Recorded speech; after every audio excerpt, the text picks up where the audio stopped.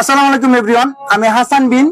তো Derai কন্টা Facebook page থেকে গাজীপুর বসবাসরত দিরাই সাল্লার মানুষের সাথে, সাধারণ খেটে খাওয়া মানুষের সাথে আমরা দিরাই সাল্লাহ রাজনীতির কিছু সংলাপ জানতে চাই বা সাধারণ মানুষের কাছ থেকে শুনতে চাই।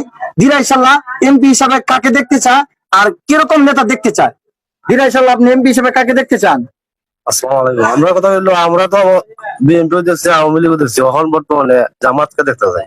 জামাতকে আপনার পছন্দ? জামাতকে পছন্দ। আচ্ছা আচ্ছা, আমরা এইদিকে আমরা আসছি একটা চার দোকানে। দিরাই সাল্লাহ আপনি এমপি হিসাবে কাকে দেখতে চান? আমরা এমপি হিসাবে অ্যাডভোকেট শিশুমণি সাহেবকে আমরা এমপি হিসাবে দেখতাম চাই। আচ্ছা, তা আমরা একটু দর্শক আমরা যদি এই জায়গায় দেখতে চাই, দিরাই সাল্লার মানুষ সবাই সবার মতামত প্রেস করতেছে। আমরা এক দাঁড় থেকে সবাইকে জিজ্ঞাসা করে যাব দিরাই সাল্লাহ তারা তাদের যোগ্যতাকে বেছে নিবে। আপনারা দেখতে থাকুন।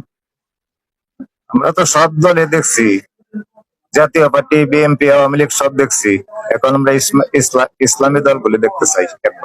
একবার ইসলামী দলকে দেখতে চান? দেখতে চাই। আপনার পরিবারে কতজন ভোট আছে? 8 জন। সব কি ইসলামের পথে পড়বে ইনশাল্লাহ। আচ্ছা, দিরাই সাল্লাহ সুনামগঞ্জ 2 দিরাই সাল্লাহ আপনি এমপি হিসেবে কাকে দেখতে চান? আমরা শিশুর ভাইকে দেখতাম চাই। শিশির ভাইকে। আপনার ফ্যামিলিতে কতজন ভোট আছে? 6 জন। সব কি শিশির ভাই করবে? সব দিবাই।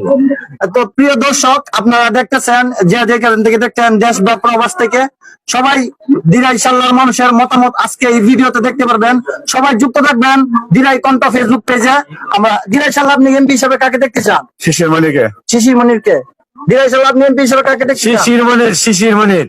সবাই দর্শক দেখতে পাচ্ছেন শিশির মনির নাম বলতেছে। আপনি এমপি হিসেবে কাকে দেখতে চান? শিশির মণির ভাই।